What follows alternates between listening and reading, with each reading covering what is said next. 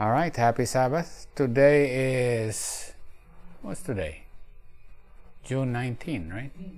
Yeah, June 19, 2021. And we're continuing on our study about the restoration of the sanctuary in the time of Ezra. And last week we were doing how we can prove 457, right?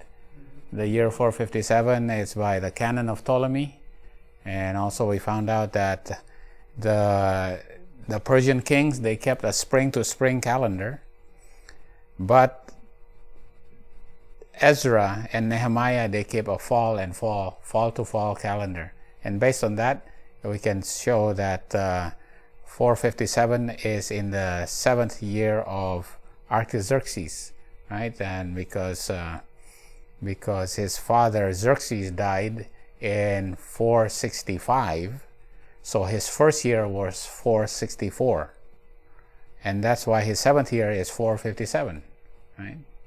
And that's all good if we can find it, in multiple places. But there's a better way of actually finding out, knowing that 457 is God's providence, right? Yeah. How do we know that this is actually divine providence for the year of 457, right?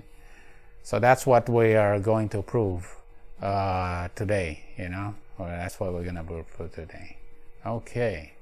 All right. Let's go to let's see, my slide starts here. Okay. Start here. Right, we know Ezra came out of Babylon on the first day of the first month, right? He was disappointed because he did not see any Levites that was going to come back with him. And so he had to tarry in Ahava for 3 days. And then he called the Levites and Nethinims to come out of Babylon, right? That's a call out of Babylon, right? And then he separated the Levites to care for the treasures, and he left Ahava on the 12th day of the first month. All right. Okay. And on the first day of the 5th month, what happened?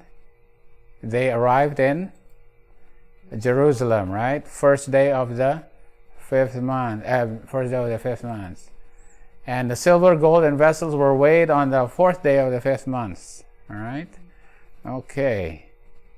And according to Ellen White, it was in the autumn of 457 that the third decree of Artaxerxes went into effect. All right. Okay, but according to the Bible, it was the 20th day of the 9th month. Okay, here's another one. All right. This actually becomes quite important. The 20th day of the 9th month, Ezra realized that all the men were now married to heathen wives. A whole bunch of them were married to heathen wives. And he says, wait a minute. We have gone through a heathen land. We became slaves there, and then we able to come out, and you still marry heathen wives? What is going on? Right? Yeah, these strange wives. So what did they have to do? He says, in 3 days' time, right? He said, in 3 days' time, I'm going to call you. And then on the 20th day of the 9th month, you have to separate from your strange wives. Right? You have to separate from your strange wife in 3 days' time. So they met in 3 days on the 20th day of the 9th month. And by the first day of the 10th month, all the men were separated from their strange wives. All right. Okay. Wow. All right. Now, the thing about it is, what does this all mean? What does this all mean? Okay. All right. Now, the thing, we have to do this on a timeline, right? We got to do it on a timeline, all right? Okay. Let's do this on a prophetic timeline. Now, prophetic timeline is 1 day is 1 year, 360 days, and 1 week is 7 days, 1 month is how many days? 30, right? Well, that's not but the literal month is actually sometimes 29, sometimes 30, it's not. But a prophetic month is always 30, right? Now we're going to count this on a prophetic timeline, all right? Okay, so what do we find out? This becomes very interesting. Okay, you got to keep up with me here because this is gonna be a lot of information here. The first day of the first month, what did they do? They come out. How long did they wait in Ahava? 3 days. And they arrived in Jerusalem first day of the fifth month. Okay, prophetically, how many days is that? From the first day to the fifth. Here what? Right, you got 1, 2, there's 4 months. 4 times 30 is what? Yeah, so it is 120 days, right? I put it there. So they left Babylon on the first day of the first month. They come out. They did not leave Ahava. They come out of Babylon on the first day of the first month, right? And they arrived in Jerusalem first day of the fifth month, and that's 1, 2, 3, 4. 4 times 30 is 120 days, right? Okay, this is prophetically, right? Prophecy, a day for a year, right? A month is 30 days, right? And then at the end, there's a 3 also here. What? In 3 days' time, you have to separate from your strange wife on the 20th day of the 9th month. Okay, my question is, how many days it is from the first day of the fifth month to the 20th day of the 9th month? So 1, 2, 3, 4. 4 times plus 20. 120 plus 20. It's 140. 140 days, right? Okay, 140 days. Okay. Now the thing about it is, we have to look for a chiastic structure in here, right? Chiastic structures usually has midpoints, right? This is not difficult to see that there's going to be a midpoint right in here. Right in here, there's going to be a midpoint, all right? Okay, the midpoint is 70 days, right? There's going to be 70 days right in this midpoint right here. Okay. Count 70 days on the first day of the first month.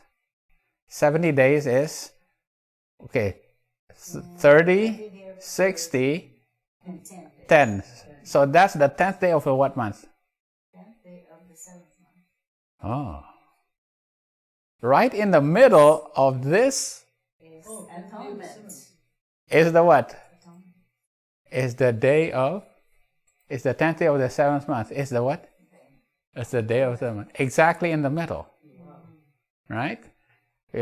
These things, we're going to see all these things going to be shown up, and it cannot be human devisings. It has to be, there's a pattern, and it's divine intervention, it's divine providence, right? So this is the 10th day of the 7th month, which is the Day of Atonement, all right?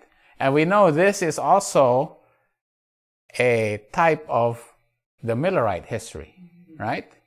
Right. So the Millerite history, what happens on the first day of the first month in the Millerite history?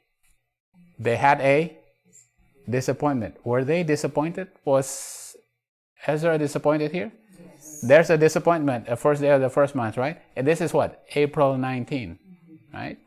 And Day of Atonement is 10th day of the 7th month. This is October 22, 1844. Right? Now, Ellen White said that this is, now we're comparing this 457 with 1844. Right in the middle, midway between the first disappointment and the great disappointment, there's right in the middle of that. Right in the middle of that. Okay? Is what? Right in the middle of that. 95 days. Is the midway. Is what? Because when they're disappointed, they enter into nighttime, right? And they say, oh, Jesus is going to come here, right? And what would that be considered? If this is sunset, and this is sunrise, right? What would that be? It is exactly the 5th day of the 4th month, right? This is exactly the 5th day of the 4th month. Yeah. This is sunset, and this is sunrise, right? This is midnight. And if this is midnight, what is this? The first day of the 5th month. Midnight cry. Because this is when Samuel Snow gave his Boston Tabernacle, right? Discourse right here at midnight. And at midnight cry, he repeated, he doubled it up at the Exeter camp meeting, right? All right. Now, once you see this, you say, wow, this cannot be a coincidence. We see a prophetic chiastic structure, right? We see a 3 right there, and there's a 3 also here, right? We see this is divided, and here is also divided. This is a prophetic chiastic structure, right? They realized that they were living in the parable of the 10 virgins, and they were at midnight, right? At midnight, they had to give behold, the bridegroom cometh, go ye out and meet him, right? Yeah, because they had to give the midnight cry, right? William Miller was the first one here. The prominent, oh, Jackie's on. Okay, Jackie's coming. The prominent pioneer here is William Miller, because William Miller said, Jesus is going to come on the first day of the first month, which is April 19, 1844, and they were disappointed.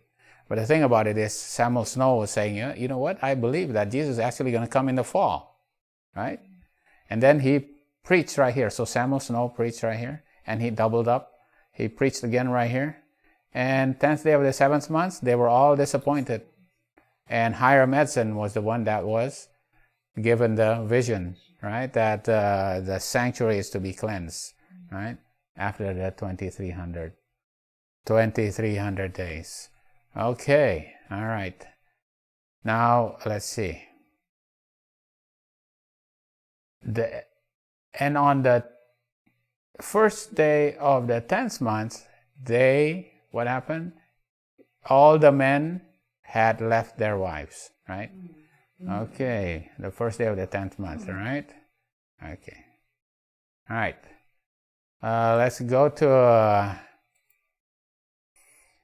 to how Samuel Snow actually found out about 1844, about the autumn of 1844. We've read this several times, and a lot of times we actually just summarized it, but it is actually important that we read this, right? Because this gives us a new understanding. I missed this.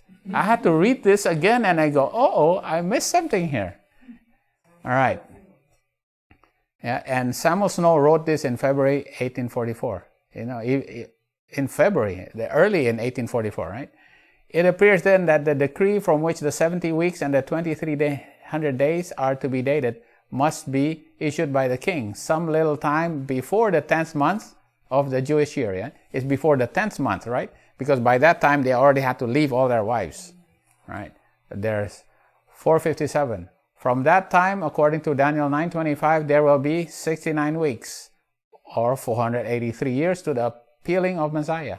It had been thought by many that this period was fulfilled in AD 26, but this is a mistake. It requires 457 and 26 entire years. So he's now understanding what? The fullness of the year concept, right? It has to be, if it starts in the fall, it has to end in the fall.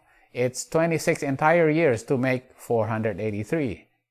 But as we have seen, a part of 457 must be left out of the reckoning. The time must therefore be made up by the addition of the part of AD 27. So it's no longer in 26. So it has to come through AD 27. The 15th year of Tiberius, in which John began his ministry in the 15th year. Remember? But that was his soul, his soul reign. I mean, when he reigned together with his father-in-law, right? No, not his father-in-law, his stepfather, right? And we figured out that it's actually 27. The 27 is the 15th year of 15th year of Tiberius.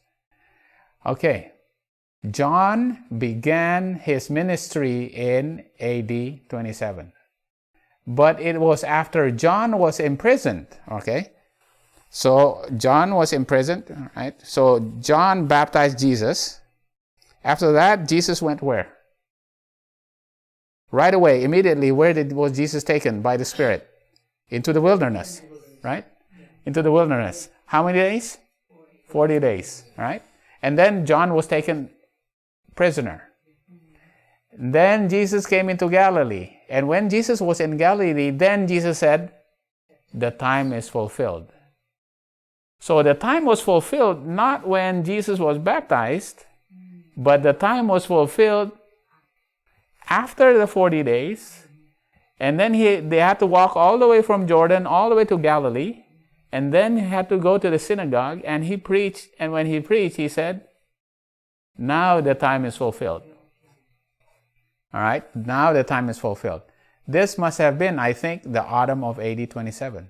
It is certain that it was after the Passover, as we learned by comparing John with Mark. If then the 69 weeks ended in autumn AD 27, then we may expect the 2300 days to end. The answer is plain. Deduct 483 from 2300 and the remainder. Okay, it ends in AD 1844, the autumn of 1844. This is the part that we missed. Jesus said the time is fulfilled not when he was baptized. The time was fulfilled after he went into the wilderness for 40 days, go to Galilee, preach in Galilee, and then he says the time is fulfilled. Wow. Okay, so we have to put that on a timeline, all right? Yeah. Okay. All right, this is how Samuel Snow was preaching, right? It says, where are we in our Advent experience? We are in the tarrying time. How long was the vision to tarry? Until midnight. What is a day in prophecy? A year. Then what would the night be? 6 months. Then what would midnight be? Then what would midnight be? 3 months, right? How long have we been in the tarrying time? We have been there just 3 months. Then he said, then it is just midnight now. I am here with the midnight cry. In a few sentences, he explained that this was the fall of 457, that the decree went forth. So they were short 6 months in the reckoning, showing them that the 2300 days would terminate in October 22, 1844. So at midnight, they realized that now they are at midnight, right? They were midway between the first disappointment and the great disappointment. All right.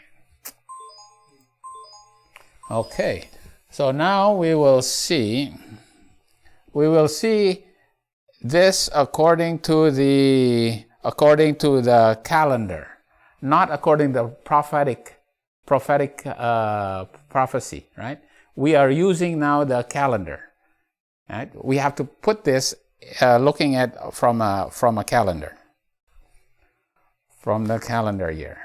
All right. We know that this is the 5th day of the 4th month is midnight. 1st day of the 5th month is a midnight cry. 10th day of the 7th month is the Day of Atonement, right? Okay. All right. Now we count it according to the calendar days. For the 1st day of the 5th month is to the 10th day of the 7th month is, what did I write there? It's getting 60. No, 68 days. All right, sorry about that. It's a little small. 69 days. All right, 68 days. Right, and this from here to here is also 68 days. The thing about it is, 69 days. Sorry, 69 days. This is actually on the actual calendar. This is 69 days, and this is 69 days, not 70 days. 70 days is prophetic, but this is the actual calendar, the actual Jewish calendar. So this is actually 138 days to the 20th day of the 9th month on the Jewish calendar. All right? Okay. Sorry. And then when you go from the first day of the 10th month to the end of the year, the first day of the first month in 456 BC is 90 days. Right? This is 90 days. But what about going back this way? Going back that way, let's see. Right? From the 12th day of the first month, the 12th day of the first month is what happened? They start going back. They came out of Ahava, right? Yeah. They came out of Babylon the first day of the first month. They waited for 3 days, and then on the 12th day, they went back, right? 12th day to the first day of the 5th month, all right? This is quite amazing, actually, right? From the 12th day to the 12th day of the first month to the first day of the 5th month is actually 107 days. And when you divide it up, because this is an odd day, this is an odd number, you divide this into two. It's 54 days and 54 days. 54 days and 54 days, right? Right? Yeah. And the middle of that is exactly the 6th day of the 3rd month. The 6th day of the 3rd month is Pentecost. It's exactly on Pentecost. So this is actually the day of Pentecost. The Feast of Weeks is 50 days after the first 50 days after the first day of the 14th day of the first month, right? When Jesus died, right? He died on the Passover, and the Pentecost is 50 days after. Is it 50 days after he died, or 50 days after after he is risen? It's 50 days after he is risen, right? Right. So anyway, it's called the Feast of Weeks, when at the time of Jesus, it's the 6th day of the 3rd month. It's exactly Pentecost, right? It's quite amazing, right? Because these dates cannot be, it had to. This is not a coincidence. It had to be providential. It had to be divine providence, right? All these numbers, right? Okay. The thing about it is that we're gonna look at this, okay? Because if this also is seen in the pattern of the Millerites, it has to mean that it also happens in our time, okay? If this is midnight, 50 of the 4th month, and this is a midnight cry, what's day that for us? What's the 10th day of the 7th month? It's a Sunday law, right? Yeah, we always think of this as the Sunday law. And then the first day of the first month, what do we call this? Because we had called people out of Babylon, right? For us, what timeline is that? If this is midnight, first day of the first, call out of Babylon. Revelation 18, 1-3. Babylon is fallen. Babylon is fallen. When does Revelation 18, 1-3 fulfill again? This is 9/11, right? This is 9/11. This is midnight. Midnight cry. Sunday law. My question is, what's this? Yeah, okay, that's good. This has got to be universal Sunday law. If this is a universal Sunday law, what would this be then? Well, very good. This got to be the 7 plagues right here, right? But what is this then? Then this probably has got to be when Jesus comes back. And what is this then? The 1,000 years. And then what's this?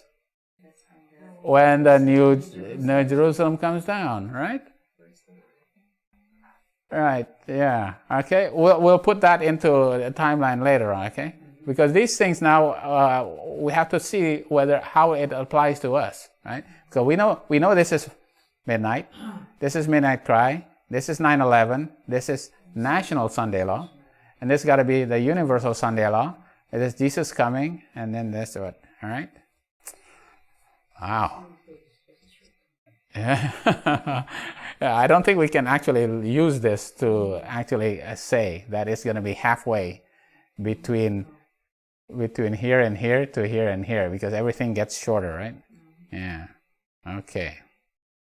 Now let's look at how did Samuel know, right? Samuel Snow figured out that Jesus died on the Passover, and that Passover was actually in the midst of the week in 31 AD, right? And because of that, knowing that, they can now figure that 1844, October 22, 1844 was when Jesus will come back, all right? He figured out that Jesus died on the Passover in the middle of AD 31 on May 2nd, 1844. May 2nd, 1844 is actually the Passover in 1844. Yeah, it's quite amazing, right? So he then figured out, so this understanding didn't come to them right away. It was progressive. You know? They didn't know that it was 1844. Then they figured out 1844. Then they figured out it was autumn 1844. Then they figured out that Jesus actually died in the middle of the week, which is 31 AD, right? All these were all progressive. This was progressive knowledge being built up, right? Okay, now we know this. 70 weeks are determined upon thy people and upon thy holy city to finish their transgression, make an end of sins, and to make reconciliations for iniquity, to bring in everlasting righteousness, and to seal up the vision and prophecy, and to anoint the most holy. Right? It's in the midst. And he shall confirm covenant with many for 1 week, and in the midst of the week he shall cause the sacrifice and oblation to cease. Right? This is the midst of the week. Right? The midst of the week, we say, okay, it's from 27 to 34, right? So in the midst of that week is in 31 AD. So what does it mean that to anoint the most holy? Who's anointed, or what is anointed? Christ is anointed, right? When was Christ anointed? At the baptism, right? The baptism, right? We say, okay, that's 27 AD, right? Was Christ anointed at other times also? When was he anointed again? Well, that's true. Yeah. When his body was, they put oil right there. That's good. When did the Holy Ghost in the form of a dove come down on him again? No, the Holy Ghost in the form of a dove. Oh, the baptism. That was at the baptism. There's a second time that actually. No, at midnight. Remember when Judas and the mob wanted to attack him and arrest him? And who came in to intervene? Gabriel, right? And what happened to the people? They all fell back. And what happened then? The dove, a Holy Ghost in the form of a dove came upon Jesus, and then his light. So he was anointed then too. Was he not anointed when at the day of Pentecost in heaven as the high priest, right? He was anointed, right? But look at this week. Look at this week. I don't have it here. It's hiding here somewhere. Where was he anointed? In this week. Yeah. Remember, he was literally anointed. He was anointed here. His body was anointed, right? They put there. Right? Where was he anointed again? I mean, where was he anointed also? Who anointed? What about Mary? Did Mary anoint him? Oh, yeah. It was actually before this week he was anointed. Right? So the anointing here is actually multiple times. You can say he was anointed multiple times. He was anointed multiple times. He was anointed at baptism. He was anointed at Simon the leper's house. He was anointed here when he died. He was anointed, right? He was anointed here at midnight. At midnight he was anointed. The Holy Ghost came in the form of a dove. And he was also anointed in heaven at Pentecost, right? All right. I don't know. That's 4 or 5 times already. Simon, Mary, Jordan, yeah. the garden, Yeah. the body,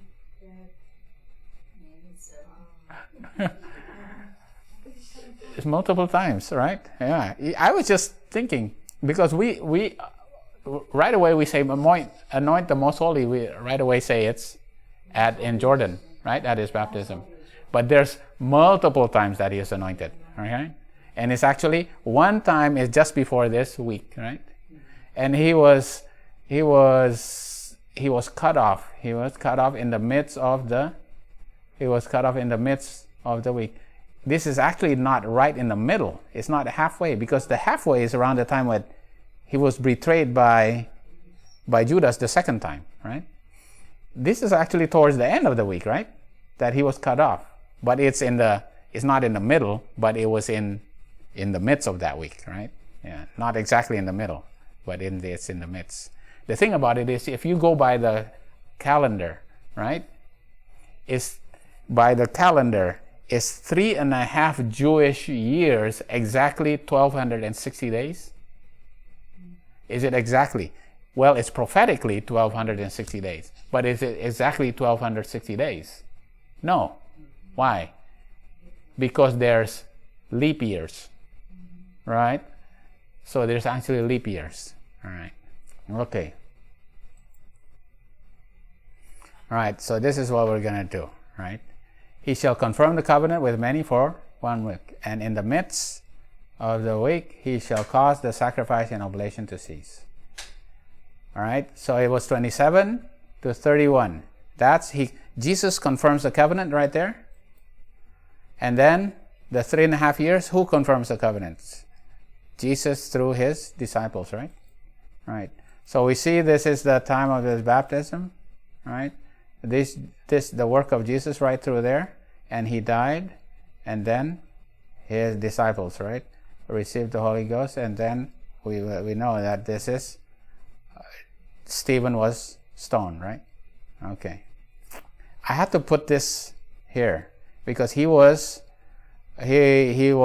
baptized, and then he went into the wilderness, and then he went to Galilee, and then he came back, and then he went to I guess Cana, right? And then he cleansed the temple, right?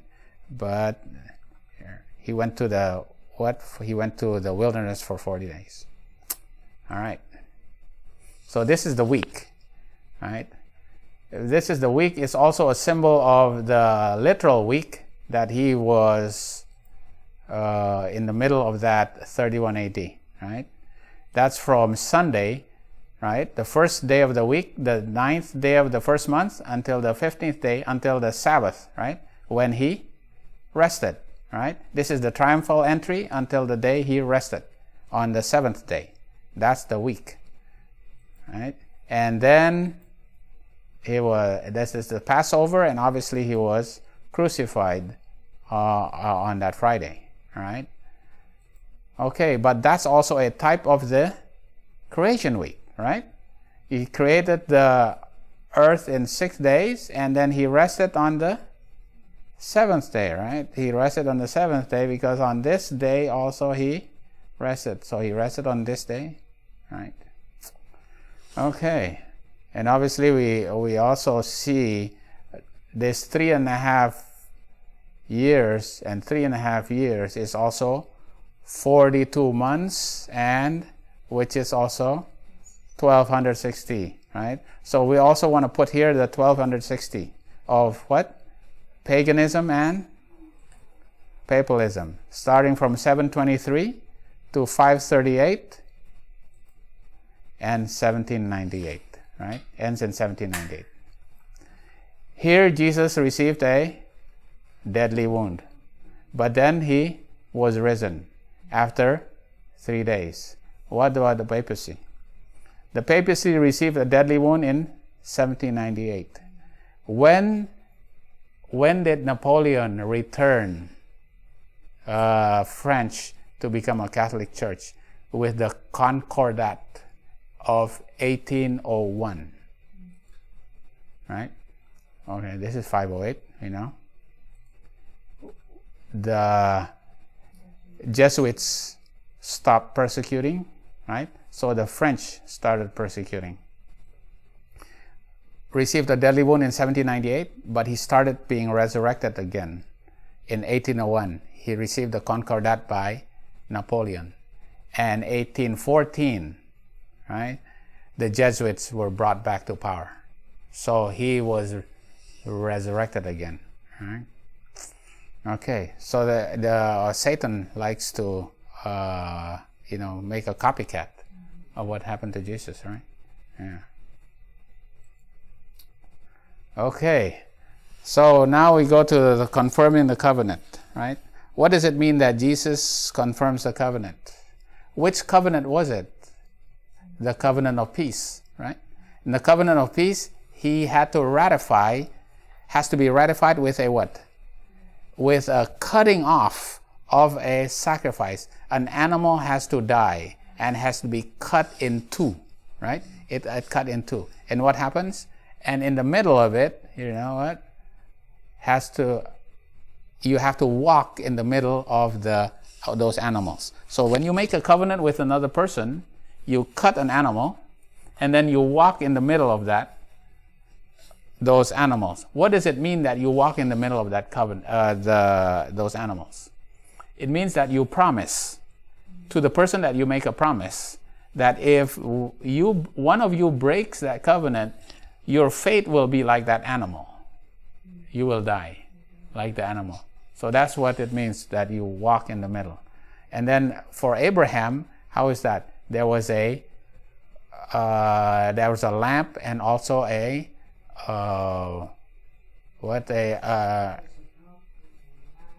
there's a lamp.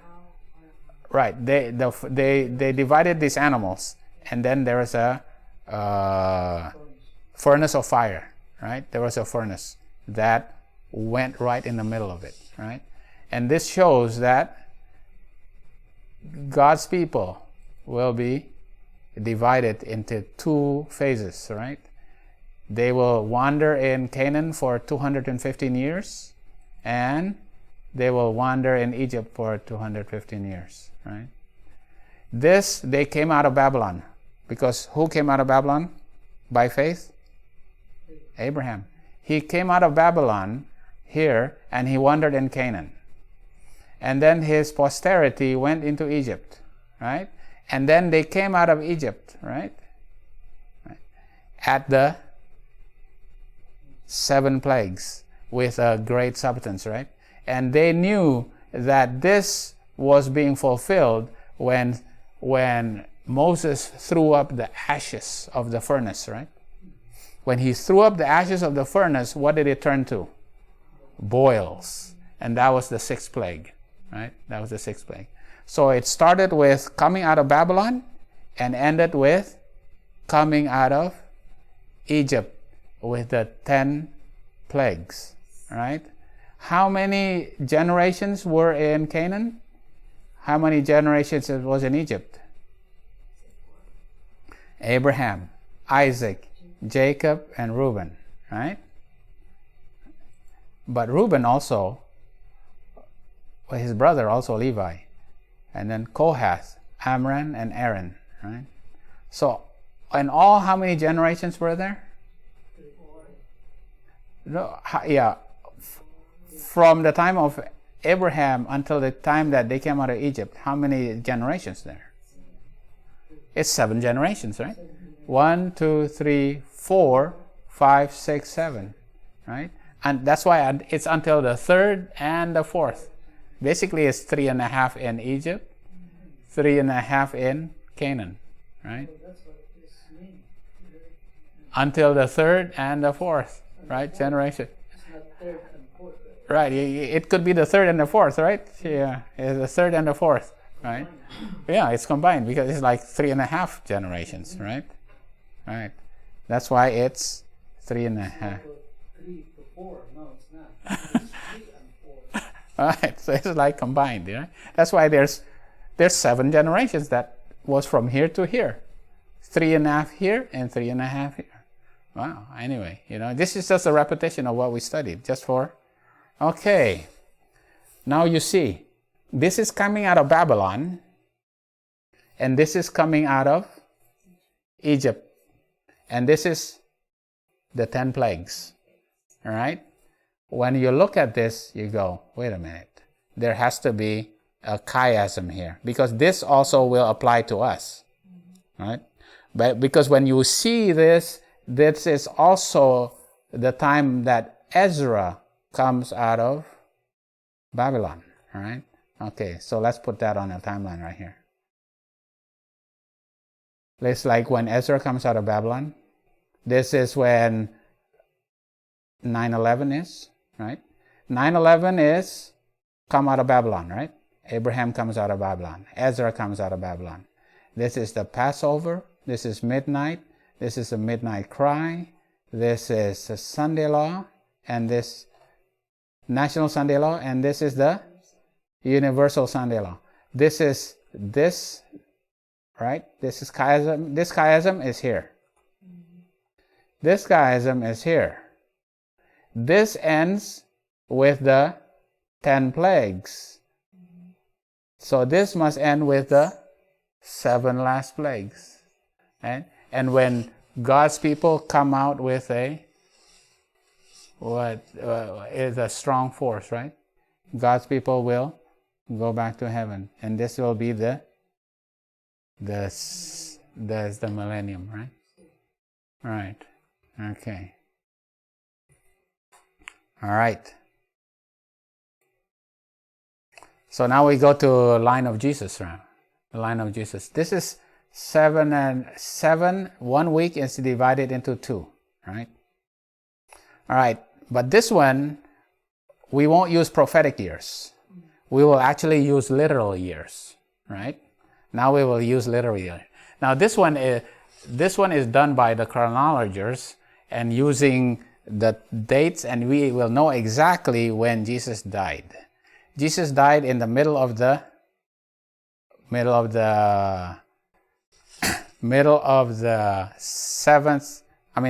that week. It's the 14th day of the first month. And when you look in our calendar, it is actually April 27, 31 AD. Now the thing about it is, if we go back, this is what? This is a Passover. This is and this, if you prophetically see, this is 3.5 years. You go back from Passover, you will end up in the Passover here, right? The Day of Atonement. And then when you go back to the front, this is from Day of Atonement to Day of Atonement, right? This is the Day of Atonement, this is the Day of Atonement. Because this is the Passover, right? Okay. If you go look at our calendar, I know this is a lot of information here.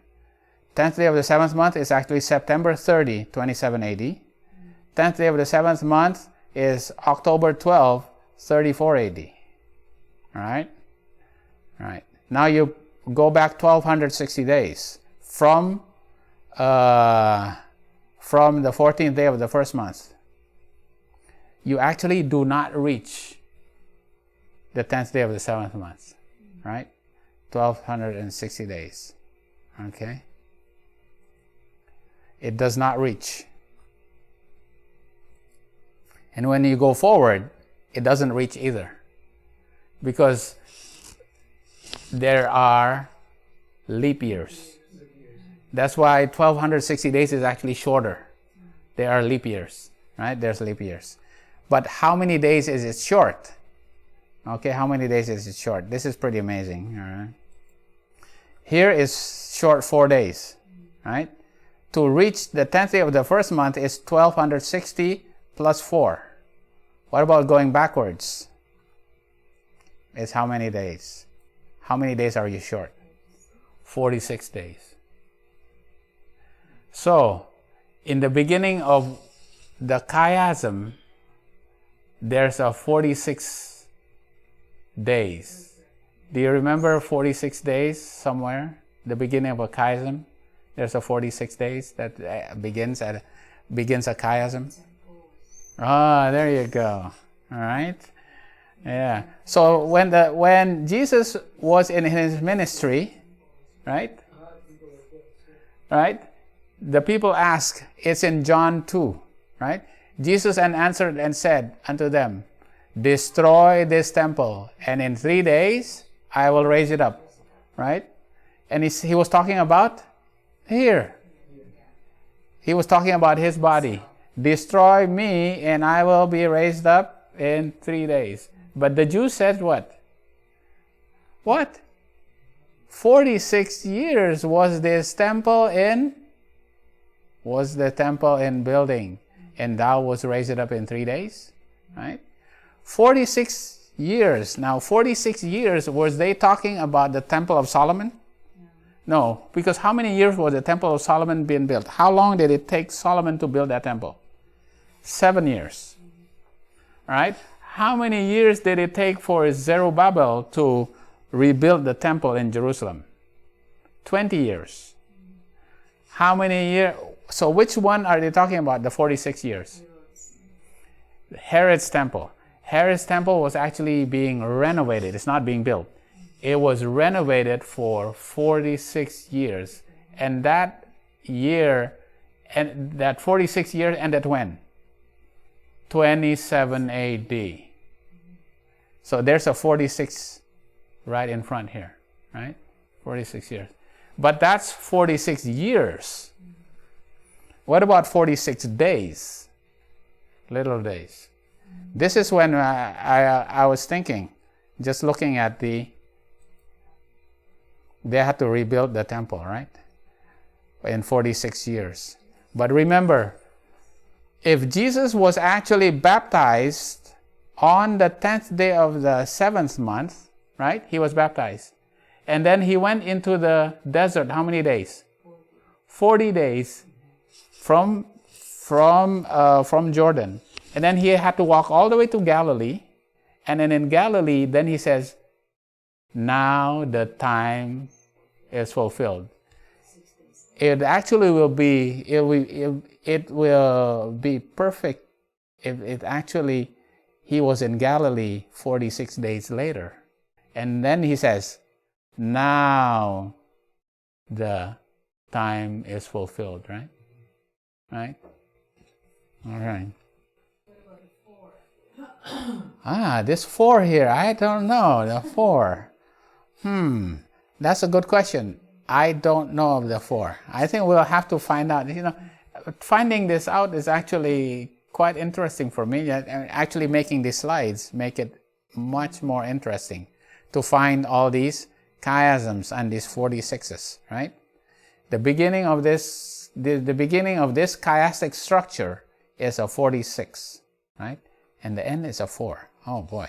I don't know what the 4 is, but the beginning is a 46. All right? Okay. To complete the 46 plus 4 is 50. Yeah, I thought about yeah. Yeah, but this is the beginning and this is the end right here. Yeah. So this is but the 46 is very compelling, right? Yeah. There's 46 years, and that 46 days, it would make sense, but we don't have any proof that has actually happened.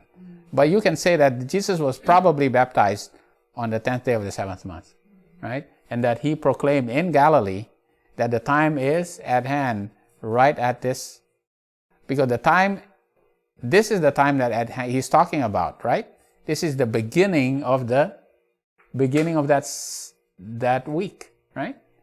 This is the beginning of the 70th week. The time is at hand when he went to Galilee.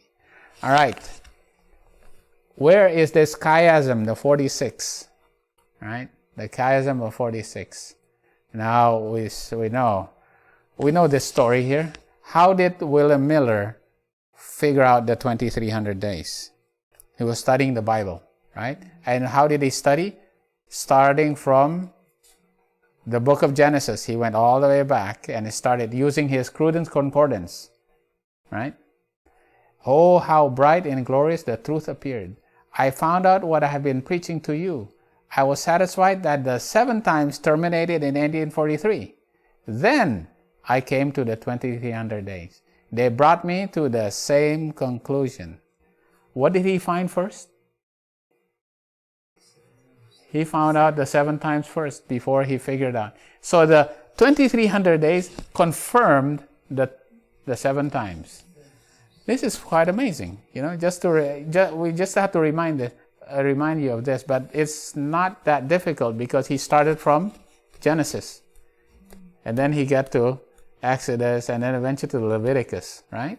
And obviously we know this is in Leviticus, right? Leviticus 26, right? As you will be scattered 7 times, right? Your house, your cities and land will be made desolate because you have not hearkened to me, you have not kept my commandments, you despise my statutes, and you abhor my judgments, and you break my covenant, right? You have to suffer 7 times. And the 7 times of what? I punish you 7 times more for your sins. What else? I bring you 7 times more what? Plagues. This 7 times is plagues, right?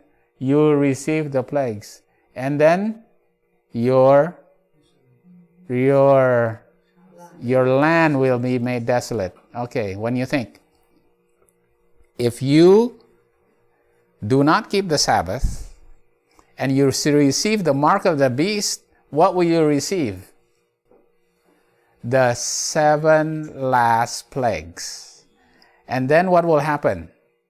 You will be left on earth, made desolate for 1,000 years during your judgment until Jesus comes down the 3rd time, right?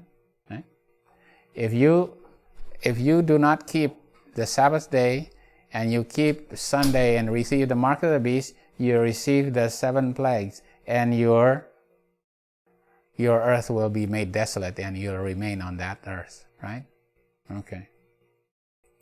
Okay, so we'll just remind ourselves about the prophecy of Isaiah, right? Who was it the first? We know that the 7 times was given by Moses, right? And this started when Isaiah gave the prophecy, right? During a time of civil war between the 10 kings of the north and the kings of the south, right? Between Samaria and Judah, right? For the head of Syria is Damascus, and the head of Damascus is Rezin, and within 65 years, within 65 years, Ephraim shall be broken, and it will not be a people. And the head of Ephraim is Samaria, and the head of Samaria is Remaliah's son. If ye will not believe, surely ye will not be established. So the story is like this, okay? Pekah was confederate with the Syrians, right? And they were fighting against the south. And who's the king of the south? Was Ahaz, right? And Ahaz said, wow, we are now fighting. The north is confederate with Syria and is attacking us. So he goes, oh, in that case, what I should do is I should ask help also from the Assyrians. Now, this is not Syria, Assyrians. The Assyrians, but Isaiah says, don't ask help from the worldly kings, right? You have to ask help from God. Because what? Within 65 years, the north will be scattered. They will no longer be a people, right? Right. If you do not believe this, you yourself will not be established. So what did Ahaz, the king of the south, said? He did not believe. And he asked the help of Assyria. So Assyria came. And Assyria, what did Assyria do? Assyria defeated the kings of the north. And what did Assyria do to them? They were taken and they were scattered, and they never became a people. They became the 10 lost tribes. So Assyria conquered Syria and also the 10 tribes of the north. Right? The problem is that this was because the king of the south, Ahaz, asked help from them. But now Assyria reneged on that help. And now instead of just attacking the north, he now attacked the south, right? And who did he take captive? Manasseh. Manasseh was taken captive and sent to Babylon, right? But Manasseh, he actually repented. And because of that, he went back. And he was a type of what's going to happen to Judah. Because Judah will also repent and be gathered back, right? Okay, we gathered back. All right, here we go. In 742. And the thing about it is we know it's 742 because popular history can prove that his name is Tiglath-Pileser. The king of Assyria attacked the king of Israel and also Syria in 742, right?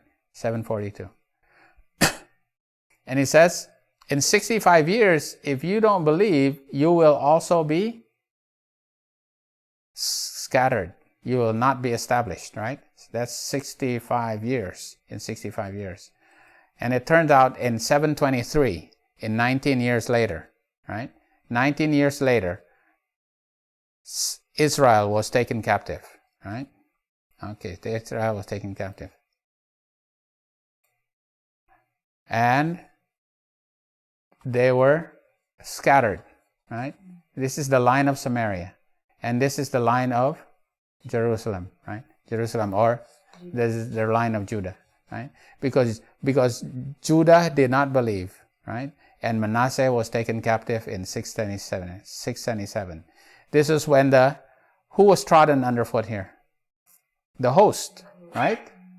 Who was trodden underfoot here? I mean, what was trodden underfoot? The sanctuary. Because Manasseh trodden underfoot the sanctuary here, and the Assyrians trodden underfoot God's people. And they were, starting from here on, God's people were trodden underfoot. Okay? All right? 2 Kings 21 verse 13. And I will stretch over Jerusalem the line of Samaria. Wow, we kind of forgot this, right? The line of Samaria is stretched upon the line of Jerusalem. So here from Babylon, Medo-Persia, this is actually Assyria, right? Assyria and then Egypt, Babylon, Medo-Persia, Greece, pagan, and papal Rome, ending in 723 until 1798, when the papacy received a deadly wound, right? Deadly wound, and can no longer trodden underfoot the host, God's people. So now that the sanctuary can be cleansed, right? Right. It was trodden underfoot by Manasseh, and eventually it was cleansed in 1844. It was made upright. The knowledge of the sanctuary was returned. It was made upright in 1844.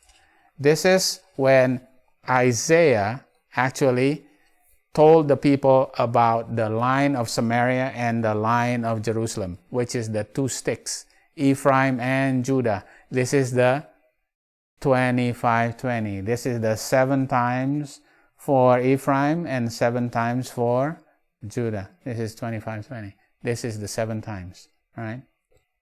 This is what William Miller found out about these 7 times before he found out about the 2300 days. The thing about it is there a 46? There. Okay. All right. There's a 46. Sorry about this. There's a 46. Where's the 46? Between this 723 and 6677 is a 46. If this is a 46, then the end must be a 46. In front of this chiastic structure is a 46. In front of the chiastic structure for the 7 years is a chiastic structure. In front of this 7 times chiastic structure is a 46. All right. All the great events and solemn transactions of Old Testament history have been and are repeating themselves in the church in these last days. I got a kind of like a quote from actually a friend of ours, right? He sent a quote, and he said that, you know, in the church, the pastors and the theologians studied the Bible, and they figured out that 30% of the Bible is being fulfilled for us. 30% of the prophecies in the Bible is actually applies to our time. This is what the theologians and the pastors are teaching. But what does Ellen White say? The thing is that if we study line upon line, we find that every single great event and solemn transaction applies to us, right? All. From age to age, a striking similarity in every great reformation or religious movement, right? The dealings of God with men are ever the same. The important moments of the present have their parallel in those of the past. It's parallel, right? The experience of church in former ages have lessons of great value for our own time. You know, this is an old slide, right? This is how I made my old slide. I just recycled this slide. The unchangeableness of God should be clearly seen. The similarities of his dealings with the people in the past dispensation and of the present should be studied. In mercy, God repeats his past dealings. He has given us a record of his dealings in the past. This we need to study carefully, for history is repeating itself. This is the fingerprint of divine providence, right? If we want to know if these dates are correct, these times are correct, what? It all fits into a pattern. Because these patterns all repeat itself, and they all have to fit. All fit together, just like a hand in a glove, right? It all fits, and it's being repeated over and over again, all right? Okay. So we see, right? This is paganism, papalism, right? 1798.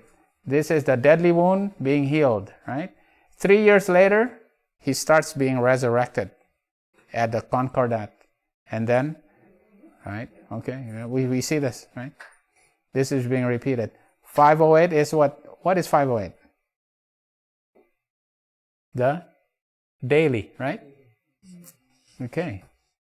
What happened between 508 and 538? Well, the papacy is become a supreme persecutor of God's people. What does he have to do to be able to become the supreme persecutor of God's people? He have to pluck out what? Three horns. Yeah. He had to kill 3 horns here, right? 3. There's a 3 right there. He had to kill out 3 horns. He had to pluck out 3 horns between 508 and 538.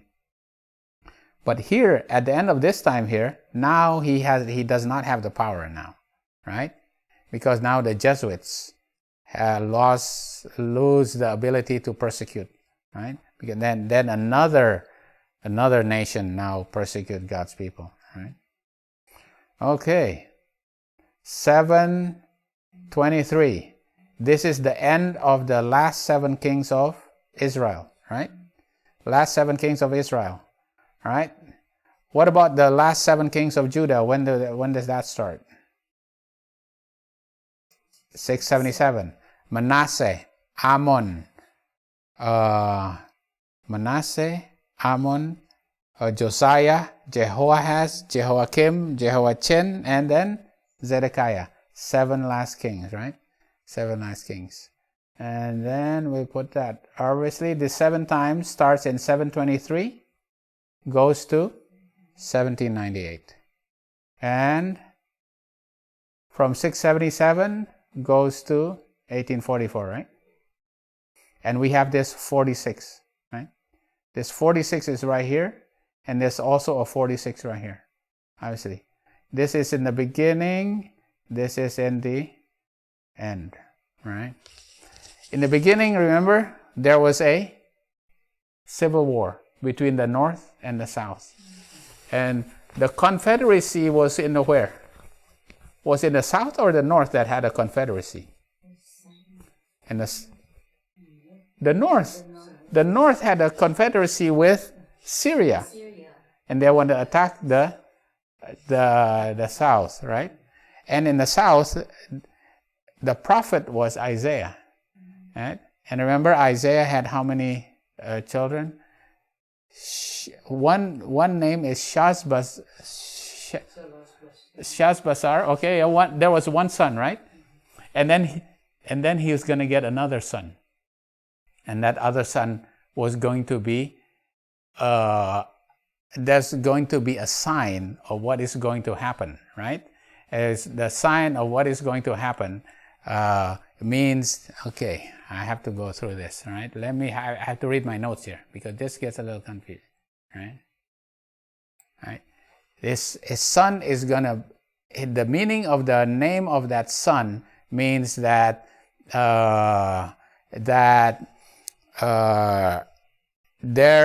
the destruction for the 10 kingdoms of the north will soon come. Okay, all right. I'll get the notes. All right, let me get the notes here. Okay. His name is Maher Shalal Hashbaz. Remember that? Maher Shalal Hashbaz. It means hurry to the spoils. He has made haste to the plunder, right? These 7 last kings, they will quickly come to their plunder. In 19 years, they come to their plunder. That's Maher Shalal Hashbaz. All right? That's the son of Isaiah, right? And the thing about it is, right? Okay. And his other son is named Shir Jashub. Shir Jashub means the remnant shall return. Okay? Who's that? Okay, if this is the plunder will come to the king of the north, this one is this is for the king of the south, right? Because the remnant will return and it will come from the remnant of the south. Now the thing about it is, when you read this prophecy in Isaiah 7, you go to Isaiah 7, you go further down into Isaiah 7, right? The Isaiah 7 shows that it is a prophecy about Jesus. And a virgin shall have a son. and his name will be called Emmanuel. That's part of this prophecy, right? It's also showing this is going to happen, and Jesus is going to come also, right? And what will he eat? His food will be what? Isaiah 7, verse 13 and 14. What will be this? Butter and honey, right? And then can you read that, Isaiah 7? Yeah, I don't have it with me. All right, and then the next verse. For before the child shall know to refuse the evil and choose the good, the land that thou wilt bore shall be forsaken of both the kings. That part I did not understand before. Before that child could say, mother and father, right? Your land will be forsaken of those two kings, right? Okay. The thing about it is, when you go to Isaiah 8, verse 1, you go to Isaiah 8, verse 1, all right? Okay.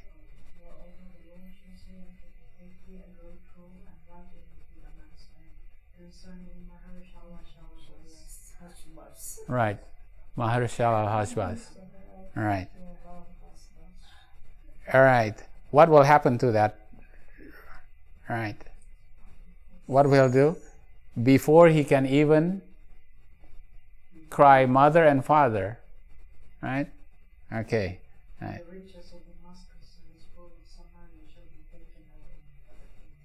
Right. Yeah, because that's the plunder. That's going to be the plunder for Damascus and Syria. All right. Okay. Before I'll go there, because that's my notes is in the next slide. All right. This shows that this is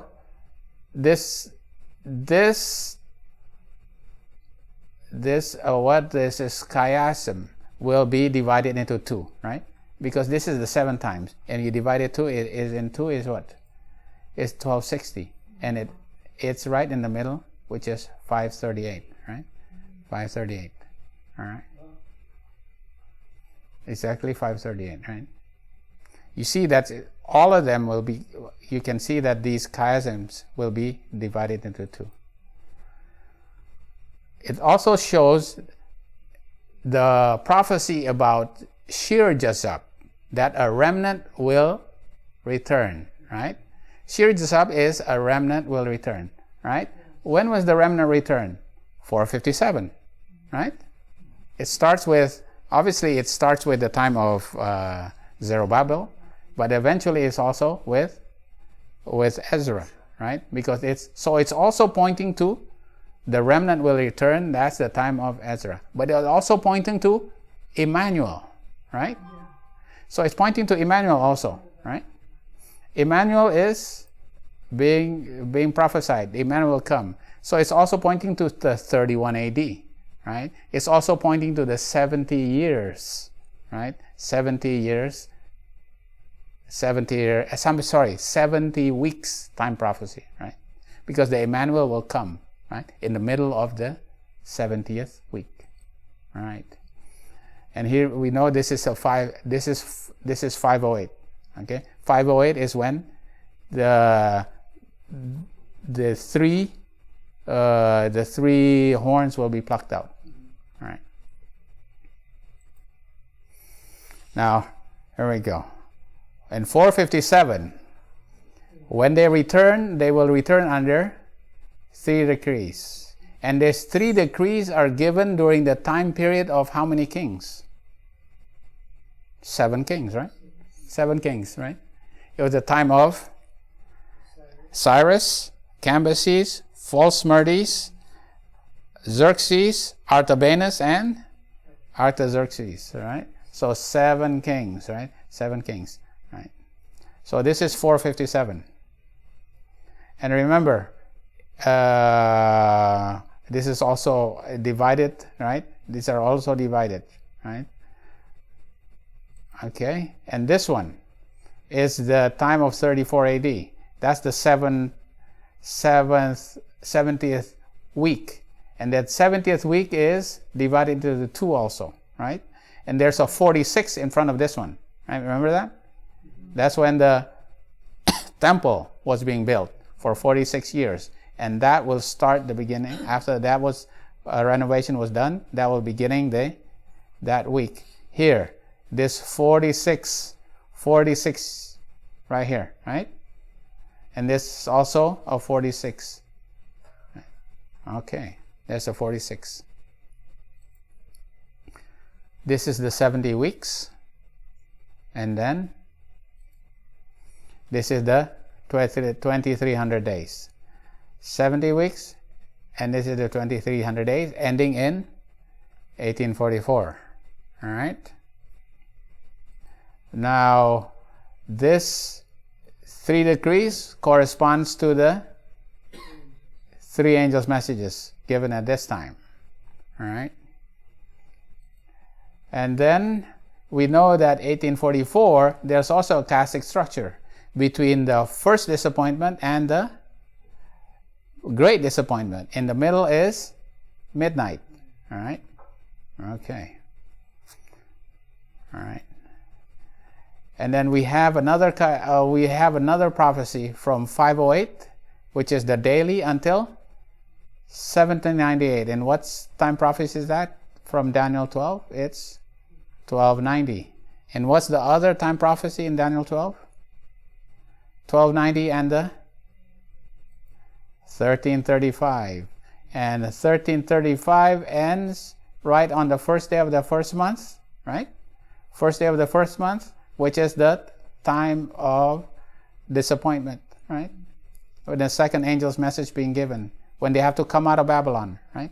That's the first day of the first month, right? Right. So you get, now obviously you can see that it starts getting complicated, right? I could add one more time prophecy. And what time prophecy? One more time prophecy that ends between 1798 and 1844. One more time prophecy that will become the 7 thunders, right? What one more time prophecy? I could put it here, but it becomes too full here. You have 2520, 1260, 1290, 1335, 2300 days, the other 2520, and what's the other one? One more. 391 and 15 days, right? Right, 391 and 15 days. And that brings the timeline of the 7 trumpets, because that's the sixth trumpet being fulfilled, and that's the second woe, right? And that starts in 1449 and ends in 1840. You know, to me, I didn't want to remake this one. I didn't want to add an 1840 here. It'll be too much, right? It's already complicated as it is, right? Because when you look at this, is this potentially human devisings? It's impossible. You see the fingerprint of God here. God's dealing is ever the same, right? You see a 4 in front of this chiasm, right? I mean a 46 in front of this chiasm. You see a 46 in front of this chiasm, right? Okay, what else? Yeah. There's a 3 here, and there's an end of here, and there's a 3 also here, right? There's a, yeah, this is, right, yeah, the 1260, and the 1260, it ends at 538, right? There's so many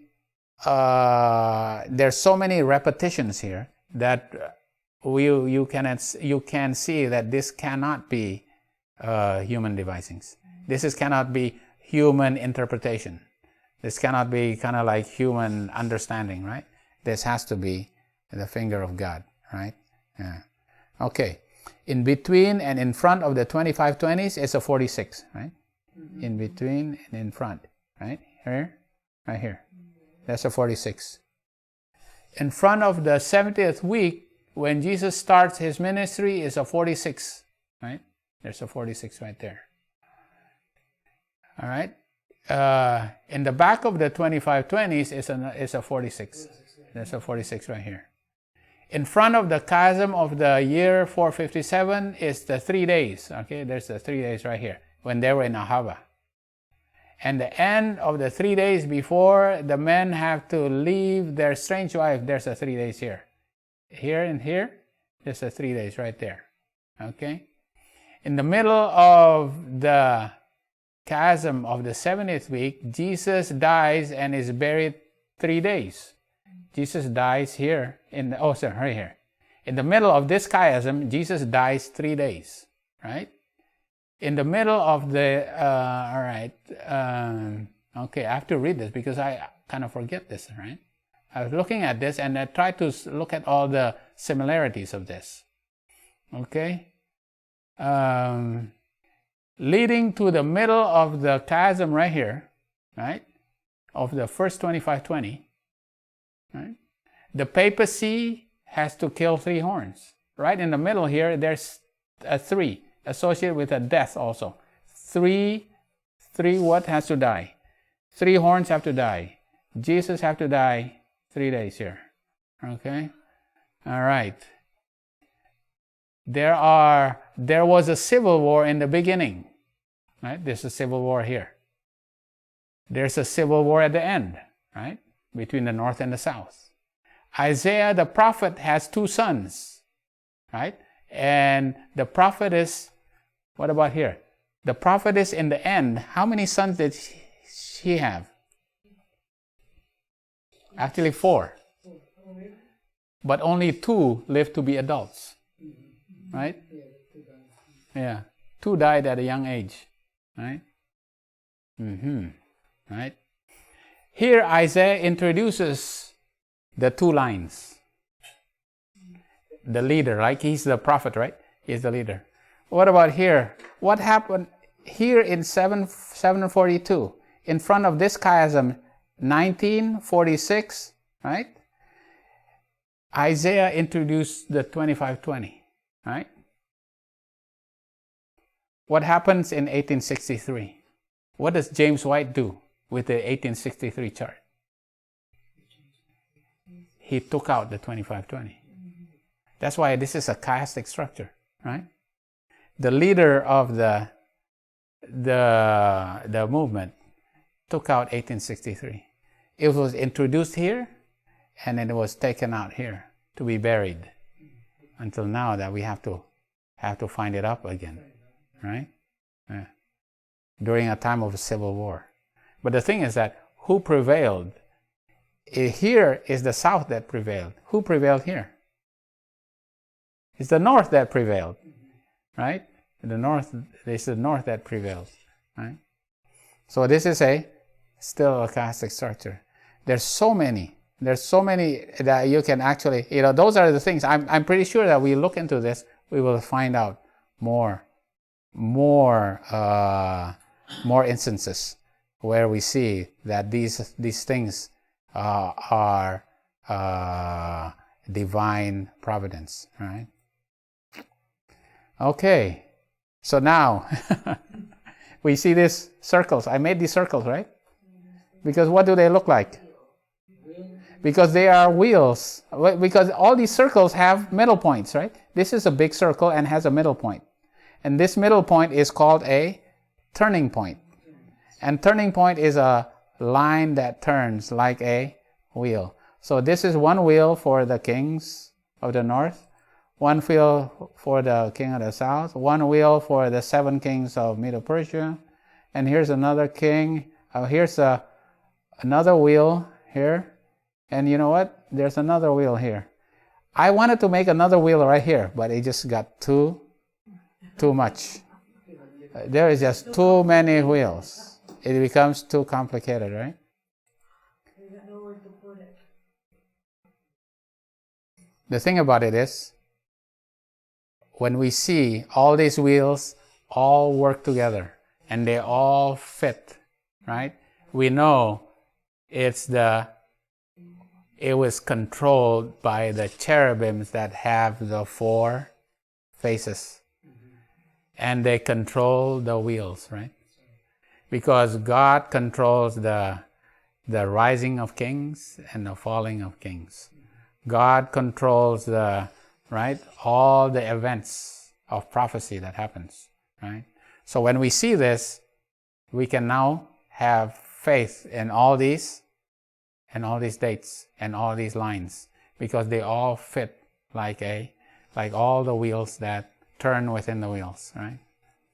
And remember, Ezekiel saw this wheel, and he understood the understanding of the wheel was given to him when? On the 5th day of the 4th month. What is that? What's the 5th day of the 4th month? Midnight, right? Yeah.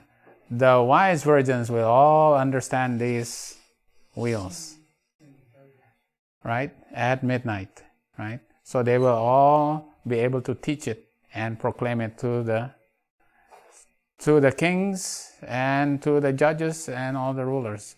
They have to defend all these beliefs of our faith is, right? About the sanctuary, about 457, about the 7 times, about the 70 weeks and the 2300 days. If it does not fit, if you cannot see that it all does not fit, then you will have a tough time defending it. But when you see that it all fits, you understand that it's all God's providence. And this is the main reason why we believe in 457, right? Because it all fits into the wheels, right? It's not as if we don't believe in the canon of Ptolemy. That's good. It's not that with those elephantine papyrus that shows, what happens in the time of Nehemiah and the time of Ezra. That's all good. All those tablets that shows, but that does not compare to the God's providence in the wheels that are turning, right? Yeah. So this is I had a good time making the graphics and the charts to show that all these things all turn together, and how it is unmistakable based on the fingerprint of God, and that's all over these lines. All right. Okay, I hope that was a blessing for everybody to learn about 457 and how we can defend it. But if you can teach the wheels within the wheels and how it actually turns, then you know that, midnight is here. Wow. That's amazing. Huh? Midnight is almost upon us. And then, that's when Ezekiel understood the wheels, right? Okay. And that is a more sure word of prophecy.